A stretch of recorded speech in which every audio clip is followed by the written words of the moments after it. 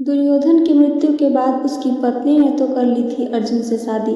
कर्ण के बीवियों का क्या हुआ था, आइए जानते हैं ये कहानी को। जब महाभारत का युद्ध खत्म हुआ तो दुर्योधन समेत सभी कौरव मारे गए। कर्ण की भी मृत्यु हो गई। उस सभी की पत्नियां जिंदा थी, बच्चे थे। सबके सामने ये संकट था कि अब जीवन कैसे कटेगा, कौन उनके जीवन का संभल करेगा, क्योंकि राजपाट भी अब कौरव से छिन चुका था और पांडव के पास आ गया था। ऐसे में तो दुर्योधन की पत्नी ने अर्जुन से विवाह कर लिया। कहा जाता है कि वह मन ही मन अर्जुन को पसंद करती थी।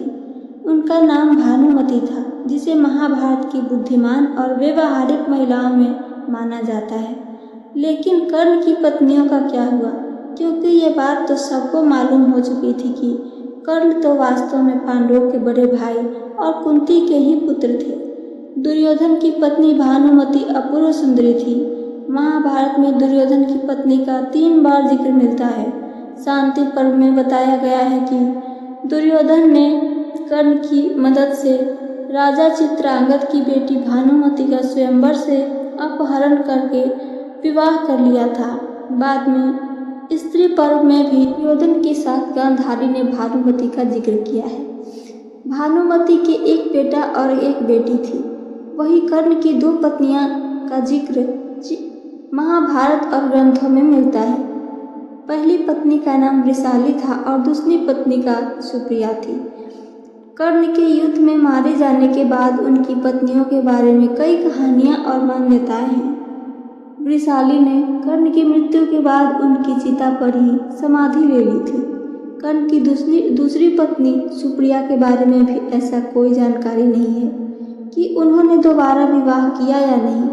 अधिकांश कथाओं में उनके बारे में यही कहा गया है कि वह दुर्योधन की पत्नी भानुमति की दोस्त थी और कर्ण से उनके कई पुत्र हुए थे। दुर्योधन ने अपहरण करके की थी शादी। शांति पर्व में ऋषि नारद दुर्योधन और कर्ण की मित्रता के बारे में एक कहानी सुनाते हुए बताते हैं कि किस तरह कर्ण के मदद से दुर्योधन ने कलिंग राजा चित्रांगद की बेटी का अपहरण कर शादी की थी। कृष्ण की उपासक थी भानुमति। भानुमति के बारे में उल्लेख हुआ है कि वह ताजिंदगी कृष्ण की पूजा करती रही। बेशक उसके पति दुर्योधन ने कई बार कृष्ण को खरी खोटी सुनाई, अपमान भी किया, लेकिन भानुमति के लिए वह हमेशा आराध्य रहे। यहाँ तक कि पति के निधन के बाद भी वह उनकी भक्त बनी रही। महाभारत के स्त्री पर्व में दुर्योधन की मां गांधारी कृष्ण से अपनी पुत्रवधू का वर्णन इस प्रकार करती हैं। भानुमति के बेटे का नाम लक्ष्मण था, जो खुद महाभारत के युद्ध में मारा गया। बेटी का नाम लक्ष्मणा था। गांधारी कृष्ण से कहती हैं, हे कृष्ण, देखो ये दृश्य मेरे पुत्र की मृत्यु से भी अधिक दुखदायी है। दुर्योधन की प्रिय पत्नी महाबुद्धिमान कन्या है। देखो वह कैसे अपने पति और बेटे के लिए विलाप कर रही है। क्यों किया अर्जुन से विवाह? अब सवाल ये उठता है कि भानुमति ने पति दुर्योधन के सबसे बड़े दुश्मन पांडु पुत्र अर्जुन से क्यों किया विवाह? भानुमति जितनी रूपवती थी उतनी ही चतुर भी। कहा जाता है कि जब महाभारत का युद्ध तय हो गया तब भानुमति को पता था कि कौरवों का सर्वनाश हो जाएगा। अपने कुनबे को बचाने के लिए उसने भी भगवान श्री कृष्ण के पुत्र श्याम को अपनी पुत्री लक्ष्मणा को भगाकर ले जाने की युक्ति सुझाई। उसे अंदाज था कि युद्ध के बाद स्थितियां बदल चुकी है, लिहाजा उसे अब पांडवों से संबंध बेहतर कर लेने चाहिए। कृष्ण ने भी इस मामले में उनकी मदद की। भानुमति ने अपने कुनबे को बचाने के लिए हर वो असंगत कार्य किया, हर उस चीज को जोड़ा जिसका जुड़ना संभव नहीं था। इसलिए कहीं का ईंट कहीं का रोड़ा, भानुमति ने कुनबा जोड़ा संबंधित कहावत बनी। क्या कृष्ण ने कराया भानुमति और अर्जुन का विवाह? भानुमति को मालूम था कि खुद को सुरक्षित रखने के लिए अर्जुन से विवाह कर लेना चाहिए। भगवान कृष्ण ने इसमें खास भूमिका अदा की। उन्होंने अर्जुन और भानुमति का विवाह कराया। अर्जुन को पसंद करती थी। इसके पीछे एक कहानी और कही जाती है। भानुमति शल्य की बेटी थी, जो नकुल और सहदेव के चाचा थे। वह पहले अर्जुन से ही शादी करना चाहती थी। जब स्वयंवर हुआ तो अर्जुन उसमें आए ही नहीं। तब उसके पिता की इच्छा थी कि वह दुर्योधन से शादी करे, तो उसने वैसा ही किया। लेकिन पति के निधन के बाद अर्जुन की 9वीं पत्नी बनना पसंद किया। इसकी वजह से ये भी थी कि अब कोई लड़ाई नहीं हो और कुंबे में शांति बनी रहे। पांडव करते थे भानुमति का सम्मान।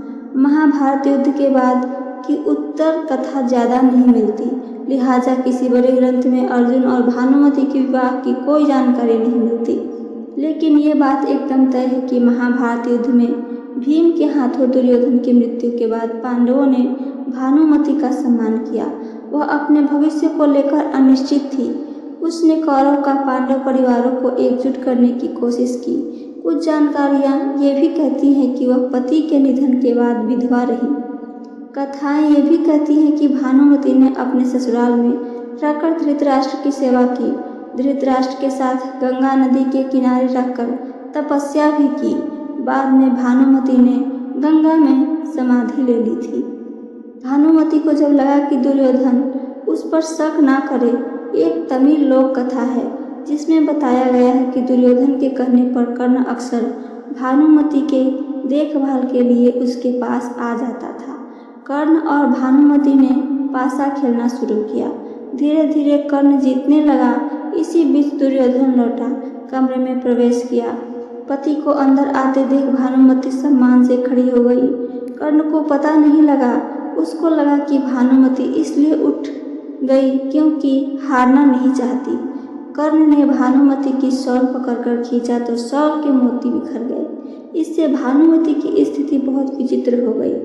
वह स्तब्ध हो गई कि अब पति पता नहीं क्या सोचेगा और करेगा।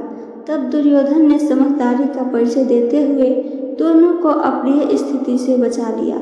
उसने पत्नी से कहा, क्या मुझे सिर्फ मोतियों को इकट्ठा करना चाहिए या आप चाहेंगे कि मैं उन्हें भी पिरोऊं?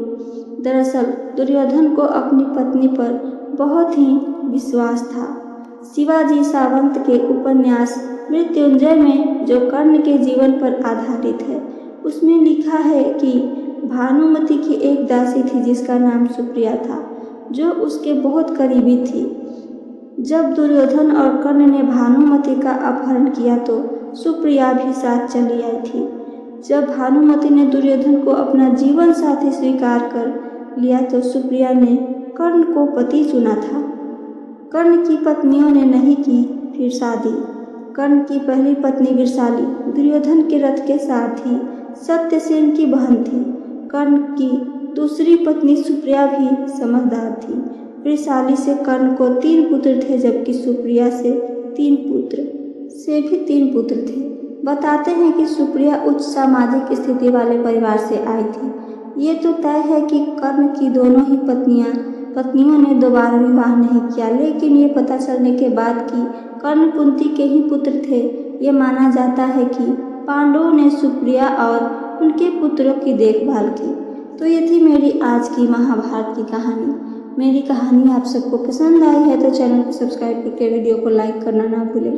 साथ साथ अपना एक कमेंट करके हमें ज़रूर बताइए। सुनने के लिए धन्यवाद। राधे राधे। जय श्री कृष्णा।